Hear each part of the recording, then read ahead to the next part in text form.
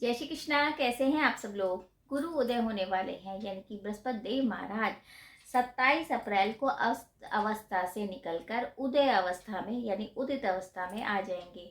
हैं तो वो मेष राशि में और चांडाल दोष का निर्माण भी कर रहे हैं, लेकिन उनकी जो अस्त अवस्था थी वो खत्म हो जाएगी और उदित अवस्था स्टार्ट हो जाएगी, यानी कि मांगलिक कार्य स्टार्ट हो जाएंगे। क्योंकि गुरु के कारण ही हमारे मांगलिक कार्य संपन्न होते हैं। गुरु का एक बहुत बड़ा दर्जा होता है। सारे जितने भी ग्रह हैं उनमें सबसे इम्पोर्टेंट जिनका एक रोल होता है, और इन्हीं के कारण मांगलिक कार्य संपन्न होते हैं।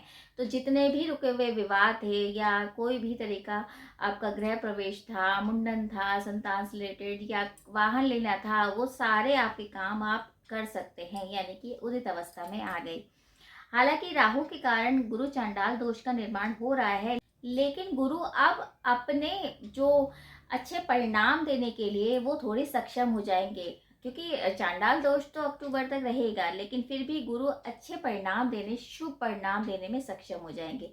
तो हमारी राशि पे किस तरह से प्रभाव पड़ेगा उसके बारे में चर्चा कर रहे हैं, बात कर रहे हैं मेष से लेके मीन तक की राशियों के बारे में कि गुरु जो उदित होंगे वो हमारे लिए क्या कुछ लेके आएंगे। कुछ खुशखबरियां तो ज़रूर है। सारी राशियों को राहत मिलेगा, क्योंकि सबकी राशियों में थोड़ा थोड़ा एक तरह से प्रॉब्लम चल रहा है और अभी थोड़ा सा दोष भी है गुरु चांडाल दोष के कारण, लेकिन फिर भी राहत मिलेगी और रिलीफ मिलेगा। ये राशिफल आप चंद्र राशि के अकॉर्डिंग देखिए, क्योंकि ग्रहों का गोचर जो होता है वो चंद्र राशि के अकॉर्डिंग होता है। तो चलिए स्टार्ट करते हैं, देरी नहीं करते हैं कि मेष से लेके मीन तक की राशि के बारे में कि ये गुरु जो हैं जब उदित होंगे तो हमारे लिए क्या कुछ लेके आएंगे। प्रथम राशि मेष राशि से लेते हैं। देखिए मेष राशि में गुरु कहाँ के स्वामी हैं। गुरु हैं एक तो आपके 12वें स्थान के स्वामी हैं और एक भाग्य भाव यानी नवम स्थान के स्वामी होके प्रथम भाव में उदित हो रहे हैं। यानी कॉन्फिडेंस में थोड़ी वृद्धि होगी। मान सम्मान में आपकी कमी जो आ गई थी वो कमी दूर होती नजर आएगी, लेकिन आपको अहंकार हो सकता है, उस बात का विशेष ध्यान रखना पड़ेगा। थोड़ा सा ये है कि आप भ्रमित स्थिति में थे, वो भ्रम आपका खत्म होगा, कॉन्फिडेंस आएगा और आप सोचेंगे कि अब मुझे ये काम करना चाहिए। तो गुरु एक तरह से आपको काफ़ी अच्छा परिणाम देने वाले होंगे। जो एक तरह से डबल माइंडेड आप हो रहे थे वो आपकी चीज़ें खत्म होंगी। बस यही है कि अहंकार हो सकता है और थोड़ा सा पेट संबंधित प्रॉब्लम होगी, लेकिन इतना भी घबराने की जरूरत नहीं है। आपके लिए गुरु अच्छा ही परिणाम देंगे। अब आती वृषभ राशि। देखिए वृषभ राशि में गुरु कहाँ के स्वामी हैं। गुरु हैं अष्टम और 11वें स्थान के स्वामी होके 12वें स्थान में उदित हो रहे हैं। यानी विदेश रिलेटेड तो जो प्रॉब्लम थी वो प्रॉब्लम दूर होती नजर आ रही है, यानी आपके काम में बढ़ोतरी है। दूसरा ये आपका काम तो बढ़ेगा, आमदनी भी बहुत अच्छी होगी, लेकिन खर्चा भी अधिक होगा। मतलब खर्चा भी अधिक होगा। ऐसा नहीं होगा कि पैसा आया और सेविंग आप कर लोगे, मतलब आप जैसा पैसा आएगा वैसे आपका जाएगा भी। तो बस यही है कि थोड़ा सा आपको हेल्थ से रिलेटेड दिक्कत हो सकती है, अदरवाइज कोई ऐसी दिक्कत नहीं आएगी। आपके लिए गुरु का उदित होना बहुत अच्छा रहेगा। अब आती है मिथुन राशि। देखिए मिथुन राशि में गुरु कहाँ के स्वामी हैं। गुरु हैं 10वें स्थान के स्वामी और सप्तम स्थान के स्वामी होकर 11वें भाव में उदित हो रहे हैं। यानी 11वां भाव आपके मान सम्मान में वृद्धि होगी, आपका रोजगार में वृद्धि होगी, यानी कि एक से अधिक आप बिजनेस कर सकते हैं। कारोबार में जो आप सोच रहे थे प्लानिंग, वो प्लानिंग सक्सेसफुल हो सकती है। वैसे भी ढैया खत्म हुई है आपकी, तो काफ़ी हद तक चीज़ें अच्छी होंगी। बस थोड़ा सा ये है कि आपको संतान से रिलेटेड दिक्कत हो सकती है, यानी संतान से आपको बना के रखनी है, और अगर आप संतान आपकी एजुकेशन गेन करना चाह रही है तो उसमें थोड़ी सी दिक्कतें हो सकती है। अदरवाइज सम्मान की प्राप्ति भी होगी और धन की वृद्धि भी होगी।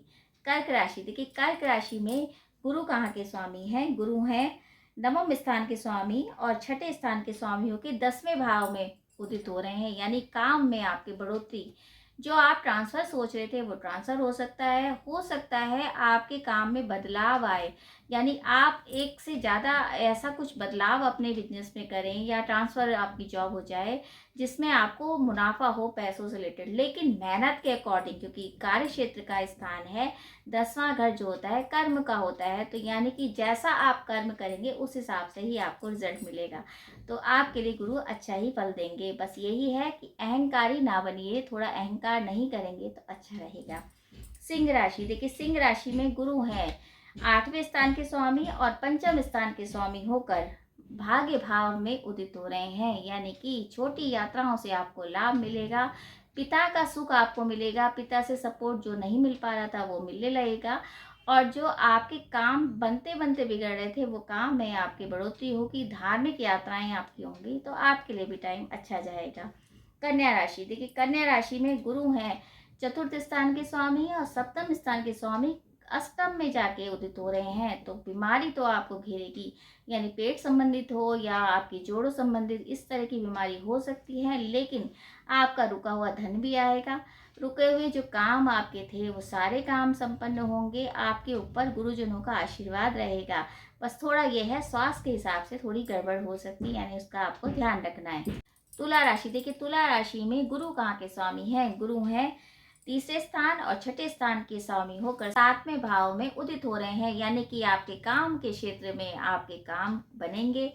और जो आपके बिजनेस से रिलेटेड जो पार्टनर से लड़ाइयाँ चल रही थी या आपके जीवन साथी से लड़ाइयाँ हो रही थी या किसी बात पे वाद विवाद हो रहे थे, वो थोड़े से कम हो जाएंगे, यानी कि उसमें रिलीफ मिलेगा और धन के मामले भी आपके बढ़ेंगे। आपका मान सम्मान बढ़ सकता है और हो सकता है कोई नई यात्राएं आप इस तरह से करें या एकदम से प्लानिंग हो जाए यात्रा की जिसमें आपको लाभ भी मिले, तो यानी कि आपके कॉन्फिडेंस में वृद्धि भी होगी। काम तो बढ़ेगा ही बढ़ेगा, तो आपके लिए भी टाइम बहुत अच्छा जाएगा। अब आती है वृश्चिक राशि, देखिए वृश्चिक राशि में जो है गुरु कहाँ के स्वामी है? गुरु है दूसरे स्थान और पंचम स्थान के स्वामियों के छठे भाव में उदित हो रहे हैं, और छठा भाव रोग का होता है, शत्रु का होता है।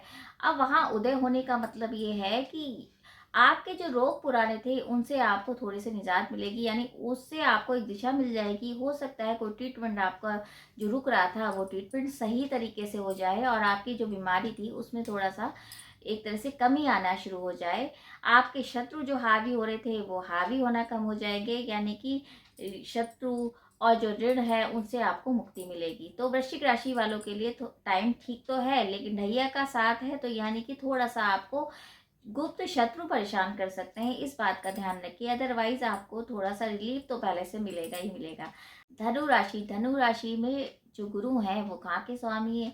एक तो आप ही की राशि यानी लग्न के स्वामी है और चतुर्थ के स्वामी होकर वो पंचम भाव में उदित हो रहे हैं। पंचम भाव संतान से रिलेटेड, यानी संतान से रिलेटेड जो दिक्कतें थी या आपके विवाह में अगर कोई कमी आ रही थी या उस तरह की जो प्रॉब्लम थी वो दूर होंगी, यानी विवाह के योग बने हुए हैं। संतान से रिलेटेड जो एजुकेशन में दिक्कतें थी वो दिक्कतें दूर होंगी। आपके अध्यात्म में एक तरह से वृद्धि होगी, आध्यात्मिक आप बनेंगे, स्पिरिचुअल आप बन जाएंगे और आप यात्रा भी कर सकते हैं। तो देखा जाए ज्ञान में वृद्धि और संतान से रिलेटेड जो दिक्कत थी वो खत्म होंगी। स्वास्थ्य भी आपका अच्छा रहेगा। तो धनु राशि के लिए तो टाइम बहुत अच्छा जाएगा। मकर राशि, मकर राशि में गुरु कहाँ के स्वामी हैं? गुरु है तीसरे स्थान के स्वामी हैं और 12वें स्थान के स्वामियों के चतुर्थ भाव में उदित हो रहे हैं, यानी कि संतान के साथ साथ अगर आपकी माता जी का स्वास्थ्य में गड़बड़ थी तो वो स्वास्थ्य ठीक होगा।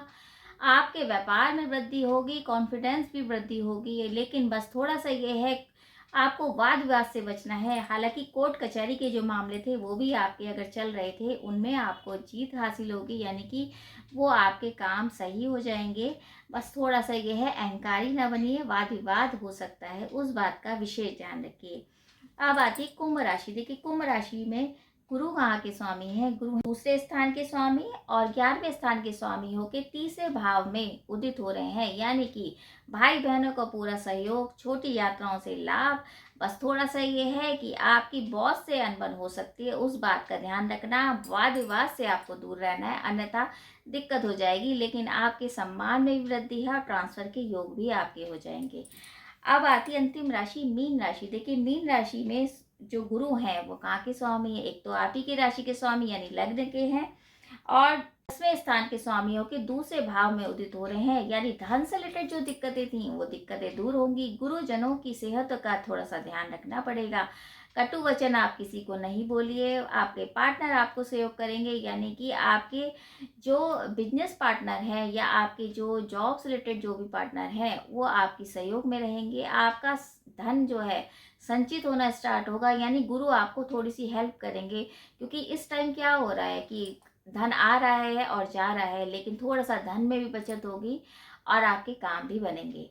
तो ये तो था मेष से लेके मीन तक की राशियों के बारे में। हालांकि मैंने बहुत थोड़ा थोड़ा बताया है कि क्या रहेगा, जो गुरु उदित हो रहे हैं तो हमारी राशियों पे किस तरह से परिणाम रहेगा। अब उपाय क्या करें? देखिए, विष्णु सहस्त्र नाम का पाठ तो आपको जरूर करना चाहिए। हालांकि सारी राशियों के लिए थोड़ा थोड़ा अच्छा ही है, क्योंकि एक तो चांडाल दोष तो रहेगा जो कि अक्टूबर तक रहेगा, लेकिन गुरु उदित हो गए हैं तो थोड़ा रिलीफ जरूर देंगे आपको। थोड़ा सा जो दिक्कतें आ रही थी वो दिक्कतें दूर होंगी। तो देखा जाए, गुरु से रिलेटेड अगर आप उपाय करते हैं तो आपको बहुत सहायता मिलती है। यानी कि आप पीली चीज़ों का दान करिए, अपनी गुरुजनों की सेवा करिए, गुरुजनों से राय मशवरा लेकर ही कोई काम करेंगे तो अच्छा रहेगा। उनके चरण स्पर्श करिए और पीली वस्तुओं के दान के साथ आप गाय को चने की दाल खिलाइए तो अच्छा रहेगा। तो आप ये उपाय कर लेंगे तो गुरु का कुछ अगर परिणाम ऐसा होता भी है, हालांकि गुरु कभी किसी का नुकसान नहीं करते हैं, तो उसमें आपको रिलीफ भी मिलेगा। तो ये तो थी एक तरह की गोचर गणना। लेकिन अगर आपको किसी भी तरीके का कोई क्वेश्चन आ रहा है मन में और आप पूछना चाहते हैं या कुंडली का विश्लेषण कराना चाहते हैं तो आप कमेंट्स बॉक्स में मैसेज भी कर सकते हैं। बाकी इसी उम्मीद के साथ कि ये जो गुरु उदित हो रहे हैं सभी के लिए बहुत खुशियां लेके आए, जो सब परेशान इतने दिन से थे उन सब के काम बने और गुरुजनों का आशीर्वाद आप सभी को मिलता रहे।